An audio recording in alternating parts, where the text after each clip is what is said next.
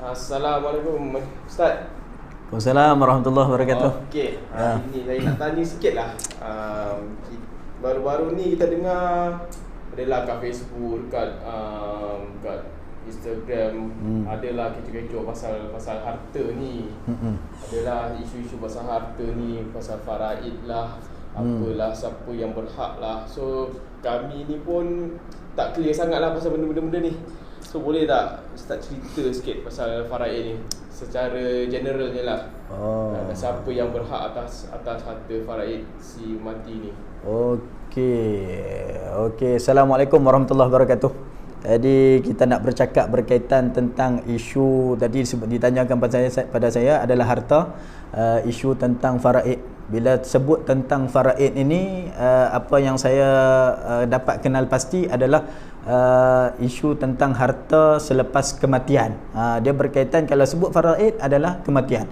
Dari segi definisi pun, kalau kita tengok, faraid ini adalah harta seorang muslim yang meninggal yang perlu kita bahagikan kepada ahli waris yang terdekat, sama ada waris meninggalkan wasiat ataupun tidak.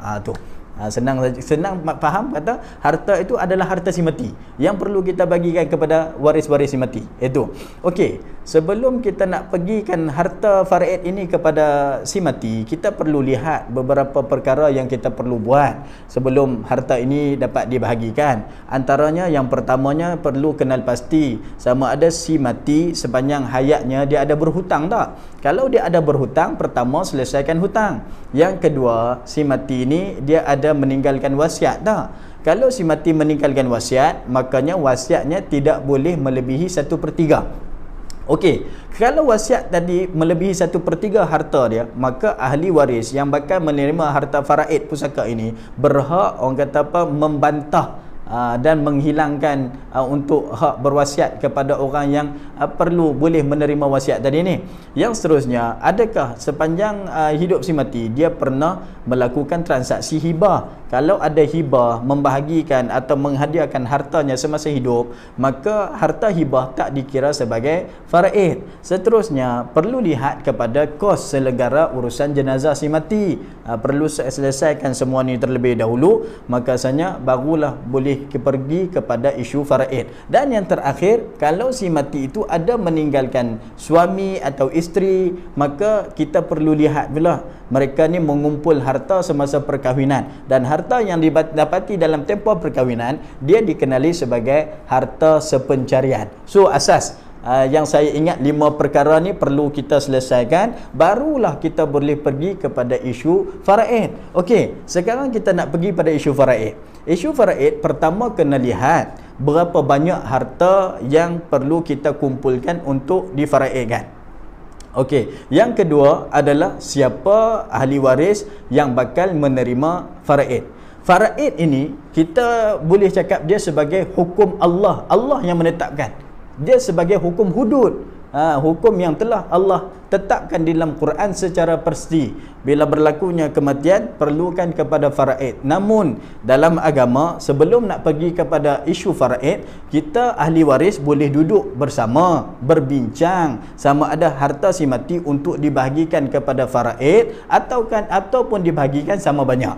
Kalau dipersetujui dibahagikan sama banyak, maka tidak perlulah pergi kepada isu faraid, tak perlu diselesaikan dengan faraid. Namun kalau ada 10 si mati, 10 waris, salah seorang waris tidak bersetuju dengan kaedah faraid, maka tidak setuju dengan kaedah pembahagian sama banyak, maka faraid wajib dilaksanakan. Okey, yang seterusnya. Okey, kalau dalam isu contoh meninggal dia suami yang mati, meninggalkan ibu, meninggalkan isteri, meninggalkan anak tu pula anak lelaki. Okey, dalam kes yang macam ni, anak lelaki, kalau anak ini 3 orang ini boleh duduk sekali berbincang untuk menyelesaikan isu harta ini adalah dengan cara pembahagian sama banyak. Namun anak ini berada di bawah umur. anak ini dia masih lagi tidak berakal. Kita kata dia sekiranya umur anak ini tidak mampu berfikir, bahawa dia ada dalam tempoh 10 tahun ke bawah, ataupun ada dia dalam tempoh dia bawah umur 18 tahun ke bawah, maka sebenarnya anak ni tidak boleh menguasai harta. Maka selebih baiknya dia tidaklah kepada perbincangan bahagi sama banyak, sebaliknya ini terus kepada konsep faraid. Sebabnya ibu ini akan ada bahagiannya, isteri ada bahagiannya, anak lelaki makan keseluruhan bahagian yang lebih, dan anak lelaki merupakan mahjub. Apa maksud mahjub? Mahjub ini menghalang daripada saudara-saudara lelaki lain boleh memakan ataupun memiliki harta si mati. Jadi tuan-tuan yang dirahmati Allah Subhanahu Wa Taala, berkaitan tentang siapa yang boleh menguruskan harta si mati. Dia bukan memiliki harta tapi boleh mengurus. Orang yang boleh menguruskan harta si mati adalah orang yang dekat dengan si mati, yang paling dekat, waris terdekat dengan si mati. Contoh dalam 3 isu yang saya bawakan tadi, ibu, isteri dengan anak. Anak bawah umur, ibulah yang paling dekat dengan si mati. Maka ibulah perlu membawa seluruh harta ini untuk difaraidkan. Nak pergi buat faraid ini perlu cari mahkamah, perlu cari badan-badan tertentu yang kita boleh lantik dia sebagai apa orang kata pembahagi harta, dan mungkin mengambil masa yang lama. Tapi isteri tidak boleh, sebab isteri masih lagi terikat dalam tempoh iddah. Iddah kematian seorang suami bagi seorang isteri adalah perlu beriddah selama 4 bulan 10 hari. Ada soalan lain? Tak apa setakat ni. Kalau contoh waris ni ada lagi ayah, ayah kandung, so macam mana pula tu? Yang ayah ke ataupun ibu yang berhak untuk mengurus? Kalau dia ada ayah. Dalam isu tadi saya ketengahkan, ada ibu, ada isteri dan juga ada anak. Tiba-tiba ada ayah pula. Ayah juga wajib dan boleh menerima harta faraid. Ingat 5 orang yang boleh menerima harta faraid, yang mesti menerima harta faraid kalau difaraidkan, dan sekiranya dia masih ada. Yang pertama, ayah kepada si mati. Yang kedua, ibu kepada si mati. Yang ketiga, isteri kepada si mati. Yang keempat, anak lelaki pada si mati. 5, anak perempuan pada si mati. 5 ni sekiranya ada, maka wajib mereka ini diboleh dan dilayakkan untuk menerima faraid. Sekiranya ayah masih ada, ayahlah yang terdekat, dan ayahlah boleh membawa kes ini untuk membuat faraid secara legal, supaya pada masa hadapan tidak timbul isu pergaduhan tentang pemilikan harta yang sebenar. Satu lagi contoh, kalaulah parents kedua-dua dia telah berpisah. Contohnya sekarangnya si mati ni tinggal bersama dengan maknya. So ayahnya dah keluar pada rumah. Tak itulah. So bila terjadinya isu macam ni, siapa lagi berhak? Kalaunya maknya ke ataupun ayahnya, walaupun ayah dia dah tak tinggal sekali dengan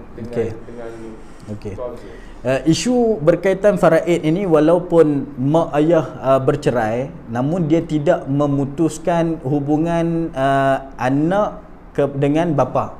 Anak dengan bapa. Tapi kalau suami isteri yang bercerai, dia memutuskan hubungan tersebut, maka suami lama tidak layak menerima harta faraid. Namun selepas perceraian, suami isteri boleh menuntut yang dipanggil sebagai harta sepencarian bagi siap. Kalau dah mak ayah bercerai, namun yang mati itu anak adalah merupakan waris.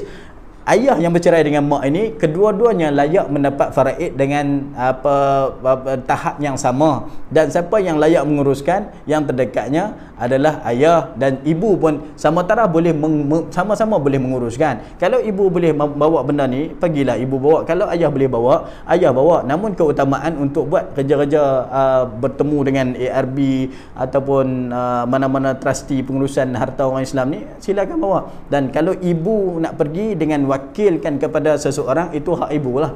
Tapi yang pastinya ibu yang membawa perkara ini. Contoh tadi ni, kenapa isteri tidak boleh bawa? Kerana isteri ini terikat dengan tempoh iddah. Dalam tempoh iddah kematian suami, kita kena ingat, walladzina yatawaffawna minkum wa yadharuna azwajan yatarabbasna bi anfusihinna bi arba'ata ashhurin wa ashra. Atau kama qala Allah. Ini dalam Quran Allah Ta'ala firmankan dalam suratul Baqarah, bagi seorang perempuan yang kematian suaminya, dia perlu beriddah dirinya selama 4 bulan 10 hari. Dalam tempoh 4 bulan lebih kurang 130 hari lah, dia kena beriddah. Maksud iddah ni, dia cuma boleh buat kerja. Kalau dia bekerja untuk menyara kehidupan dia dengan anak dia boleh keluar pergi kerja, balik kerja. Dia tidak boleh pergi ke majlis perkahwinan, dia tidak boleh pergi pantai nak jogging, dia tak boleh. Pasal malam pun dan tempoh tu tak boleh, sebab dia beriddah. Iddah ini maksudnya apa? Dia masih lagi seorang isteri kepada seseorang. Makna nak bagi selesai dulu, barulah selepas iddah dia adalah merupakan janda.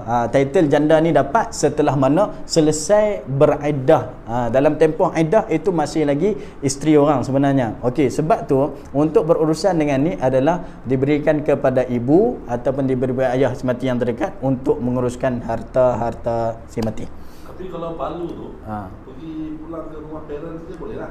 Okey, dalam isu ni pula sepatutnya seorang yang kematian suami, ini contoh, saya buat contoh, seorang yang kematian suami, dia perlu beriddah di rumah suami tetapkan pada dia. Namun tidak menjadi halangan untuk isteri keluar daripada rumah suami dia, balik beriddah di rumah ibu dan ayahnya, kerana mungkin jiwa isteri tu dia tak tenang berada di rumah tu, kerana mungkin dia akan nampak arwah di situ dan sebagainya. Jadi tempoh iddah ni adalah tempoh rehat juga kepada isteri, nak menetralkan balik jiwa dan emosi seorang isteri ataupun suami yang isteri lah, sebab isteri yang ada iddahnya, isteri yang kematian suaminya.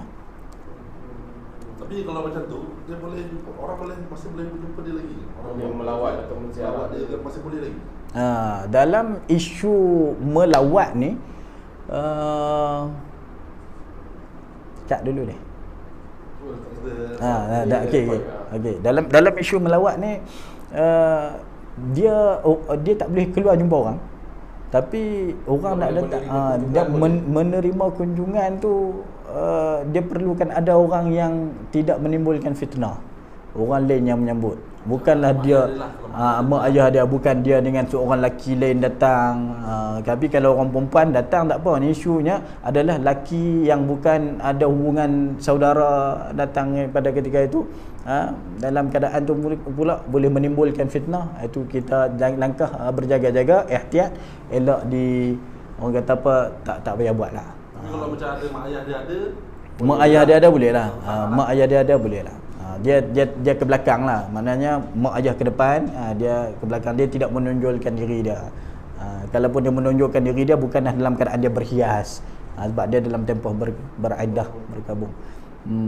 Okey Ustaz, satu lagi, kalau contoh Ustaz bagi awal tadi 3 orang, mak, anak dengan isteri. So yang berhak paling dekat dengan dia is mak. Kita cerita kalau bapak dia dah tak ada lah. So mak dia pula macam kesihatan tak mengizinkan. Okey. So dia dah melantik salah seorang daripada adik-beradik dia menguruskan lah benda-benda ni. So macam mana nak memberitahu kepada si isteri arwah ke, benda ni kena ni buat sebab mak dah tak sihat kan. Untuk berjalan ni nak turun naik mahkamah lah, kena apa pun susah kan. So macam mana jatuh dunia dalam isu ni, dia tetap mak yang menguruskan. Bagaimana kaedah mak yang nak menguruskan tu terserah. Dia tak okey, mak nak mengurus, mak tak boleh berjalan contoh, atau mak sakit, tapi minta tolong adik yang menguruskan. Adik yang bawa file kes ini bertemu dengan mahkamah contoh nak dibagikan, adalah dibolehkan. Maksudnya yang menguruskan tu siapa? Adalah ibu, bukanlah adik. Kerana kuasa ibu tu adalah untuk menguruskan harta si mati. Tapi kalau ada kata kalau mak dah tak ada, mak atau ayah dah tak ada, siapa yang sepatutnya lebih berhak untuk uruskan? Kalau mak dan ayah tak ada, isteri adalah beriddah, maka anak lelaki Anak lakinya bawa Anak laki bawah umur, itu pembahagian kepada mereka. Pembahagian kepada mereka yang perlu buat adalah mak dia. Kalau mak dia sendiri tak ada pilihan lah. Maknanya mak dia walaupun dalam iddah. Maknanya selesaikan iddah. Nah, sebab dalam tempoh ni tak ada siapa yang anak bawah umur yang menguasai harta keseluruhannya adalah isteri dengan anak. Jadinya dia boleh selesaikan dulu tempoh-tempoh iddah dia, kemudian dia buatlah benda ni. Dia taklah orang kata apa terlalu nak cepat. Dalam kes kita nak cepat ni, mungkin dalam kes orang lain pun ada hak. Maksud orang lain tu mak mentua kan, adik-beradik sebelah si mati, dia nak maknanya mempercepatkan benda ni. Maknanya isteri tak boleh buat lah, maknanya orang lain tu dia perlu buat. Sebab tu kita nasihatkan kepada orang yang di luar sana adalah yang kita perlu fikirkan tentang harta ni sebelum kita meninggal dunia. Maksudnya menjadi kewajipan kita kena lihat berapa banyak harta yang kita ada, kemudian harta apa yang kita nak hibahkan. Contoh kalau kita dalam hidup kita ni kita ada seorang anak angkat. Anak angkat dia bukan ahli waris, maka kita sayang sangat kepada anak angkat kita ni. So macam mana selepas kematian kita nak memikirkan untuk dia supaya dia layak menerima harta kita adalah dengan kaedah hibah. Menghadiahkan harta kita semasa hidup. Hibah berlaku transaksinya adalah semasa hidup. Hadiah kita ambil tanah, kita tukar tanah, kita bagi tanah tadi atas geran atas nama anak angkat kita. Tu. Dan ahli waris dia tidak boleh mempertikaikan. Namun hibah ni kena ada black and white.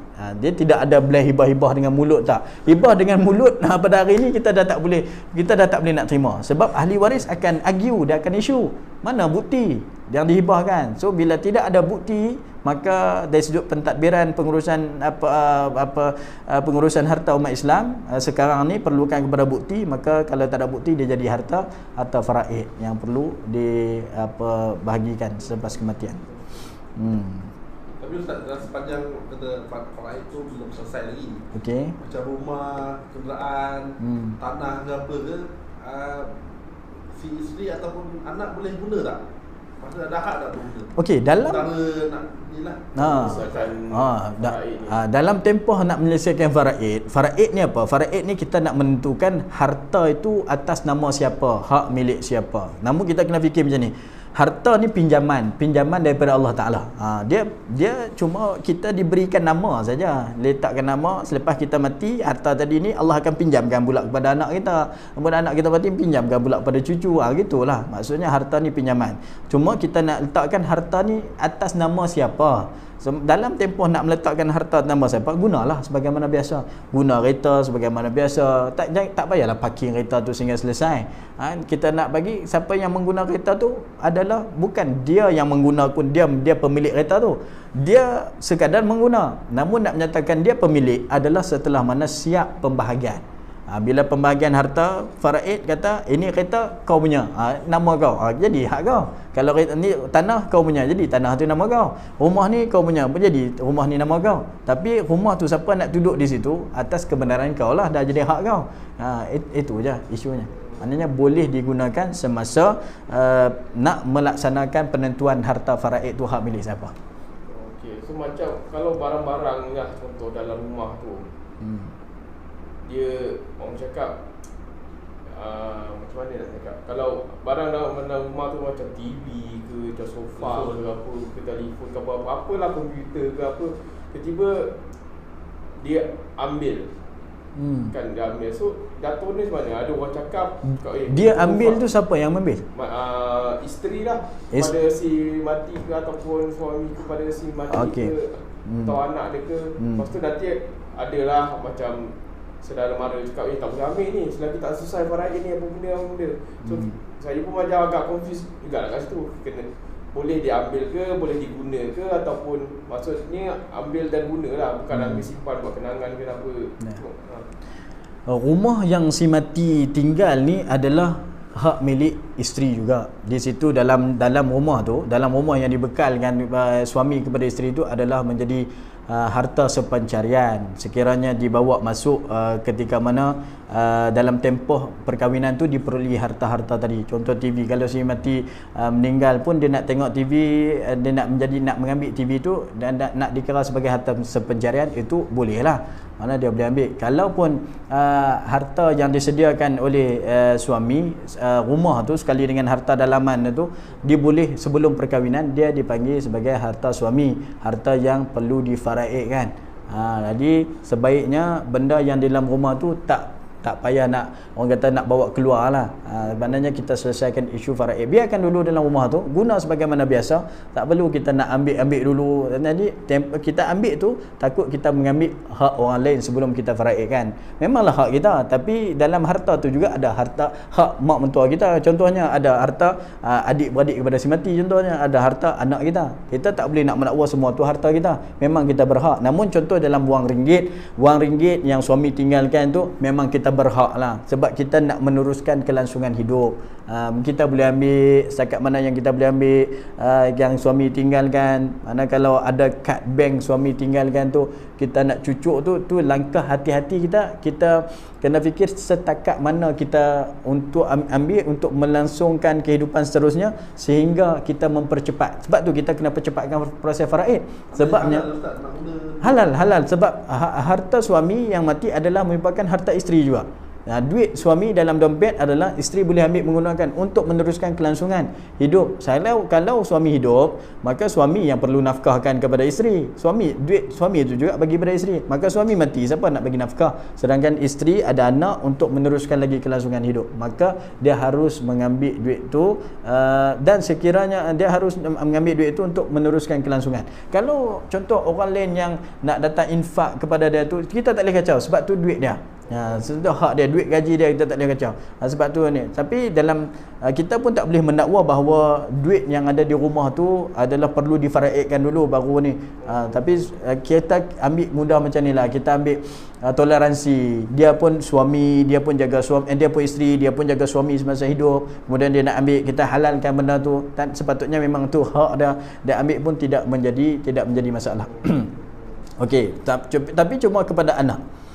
Sekiranya suami isteri tidak bekerja, macam mana dia nak menjaga anak? Anak ni pula menjadi tanggungjawab untuk menafkahkan dia adalah kepada adik-beradik si mati. Wajib. Adik-beradik lelaki si mati wajib memberi nafkah. Ini sebelah lelaki. Sebabnya yang memberi nafkah itu adalah suami. Kalau macam Ustaz cakap tadi, apa-apa hal pun kena settlekan lah hutang baru difaraidkan. Contohlah macam belanja tadi, dia adalah si mati ni tinggalkan cash tak berapa banyak. So duit tu kalau dikira-kira cukuplah untuk dia survive sepanjang tempoh sebelum faraid selesai. Tiba-tiba lepas tu duit tu hutangnya belum diselesaikan lagi. Ni kita tak payah ambil kira pasal sebelah family si mati lah, tak kisah dah perempuan ataupun belah lelaki. Dia nak selesaikan hutang tu macam mana ke apa, tapi duit yang dia ada tu, yang cash tu ada, cukup untuk dia survive sampai dia tempoh masa faraid tu macam mana. Tapi hutang dia tak settle lagi.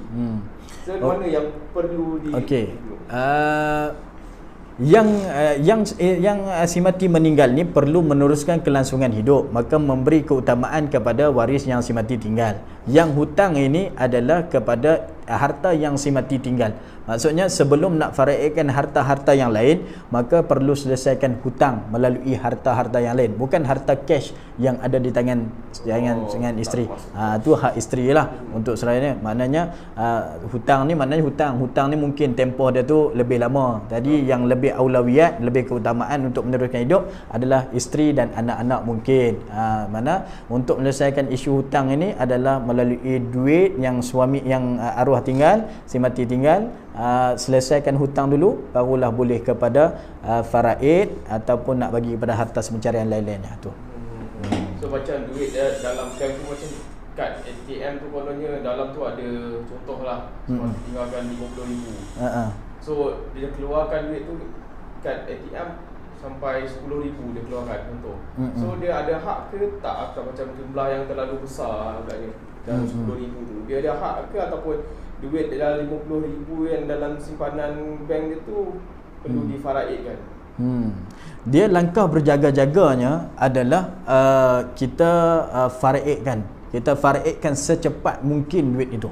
50,000, dalam 50,000 tu ada hak ibu, ada hak anak, ada hak adik-beradik yang terlibat. Jadi kalau apa hak dia, walaupun dia isteri, untuk mengeluarkan 10,000, sedangkan dia buat keluar duit itu adalah dalam tempoh suami dia telah pun meninggal dunia. Maka bila suami meninggal dunia, seluruh harta adalah merupakan harta peninggalan si mati yang boleh orang kata apa, difaraidkan. Maknanya langkah berjaga-jaga adalah jangan mengambil dahulu, selesaikan secepat mungkin, barulah dia ambil duit tu. Okay, contohlah Kita takut apa? Kita takut kita makan harta yang hak milik orang lain, bukan hak kita. Tu. Okay, contohnya kita nak faraid, selalu memang kita tahu faraid ni lama, boleh drag sampai 3 Okey, satunya kita boleh buat macam ni, yang isu yang tadi tu. Kalau kita tahu dalam dia ada 50,000, kemudian isteri dah ambil dulu 10,000, maka kita tolak dalam duit tu, tolak terus. Maknanya nilaiannya adalah 50,000. So dia dapat hak contoh 25,000. Tapi 10,000 dia dah ambil. So dia dapat 15,000. Itu dia ambil. Okey. So, ada apa lagi soalan? Ustaz, mungkin nak jadi macam ni kan. Okey. Jadi orang kata setiap yang jadi tu ada hikmah dia lah. Ada hikmah. Kalau tak jadi benda ni, orang tak tahu macam mana. Ya. Ya. Sepatutnya apa yang kita kena buat.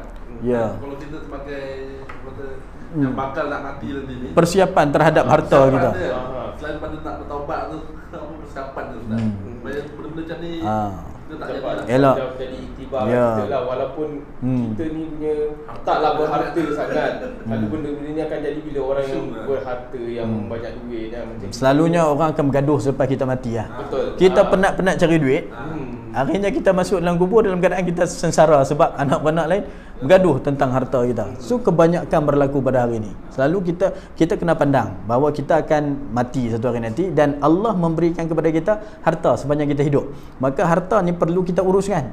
Nak uruskan ini, okey, kita jutawan contoh. Mana kalau kita ada 5 orang anak, kalau kita mampu menyediakan setiap orang anak rumah, bagi duit, itu tidak menjadi masalah. Kita hibah pada masing-masing. Kita meninggal telah pun tidak ada isu yang timbul berkaitan tentang mana perlu kita buat persiapan awal lah.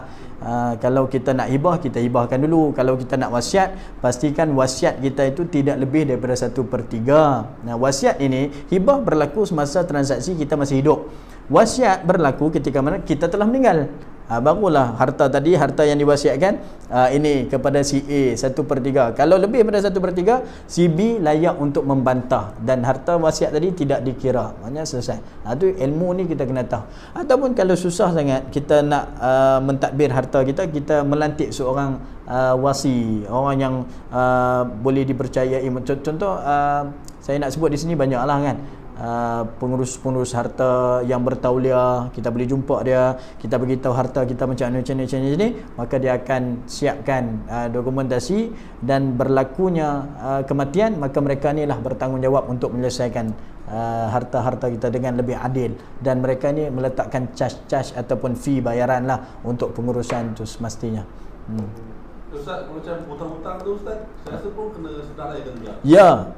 Iza tadayantum bidainin ila ajalin musamma faktubu. Allah ingatkan kepada kita, bila mana seseorang kita ni berhutang, kita wajib tulis.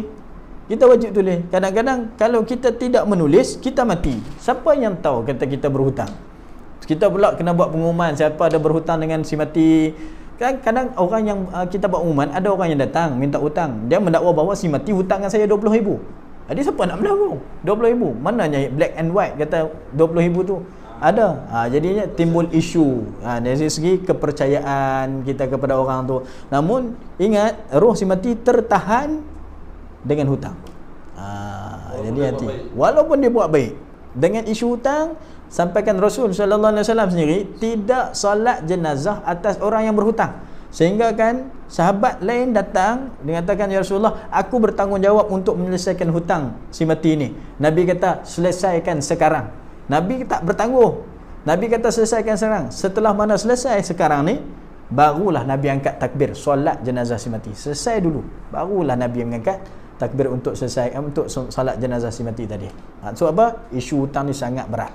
Sangat berat dan perlu kita perhalusi, tengok satu persatu sebelum mana kita meninggal dunia. So far kita orang dah clear lah benda ni. Harap Okey, alhamdulillah. kita share benda ni, orang di luar sana faham lah sedikit banyak pasal faraid. Tak ada lah isu-isu yang kita dengar pun macam tak sedap lah kan. Yang akan jadi benda-benda ni pun kebanyakannya orang-orang kita, orang Islam. So bila orang bukan Islam tengok macam tak best lah. Benda ni dah sampai satu Malaysia sampai kan. viral kan. Dah terlalu viral macam kita ni tak lah, kita saya bercakap benda ni secara general. Saya tak tuju kepada mana-mana pihak. Cuma menjawab. Baca pun macam tak sedap lah didengar kan. Tapi hikmahnya bila berlaku benda yang macam ni, maknanya semua orang mengambil tahu tentang pengurusan harta. Baru orang celik mata tentang isu faraid, tentang isu hibah, tentang hutang. Semua orang buka mata dan baru berhati-hati berkira balik duit yang ada ni takut bergaduh adik-beradik ke depan ke Allah Ta'ala. Tapi kebanyakannya berlaku putus silaturahim kerana harta. Tak nak. Nabi sebut tidak masuk syurga kita kalau kita yang menjadi orang yang memutuskan silaturahim. Duit dengan silaturahim sangat penting silaturahim. Itu yang kita kena jaga sudut agama kita.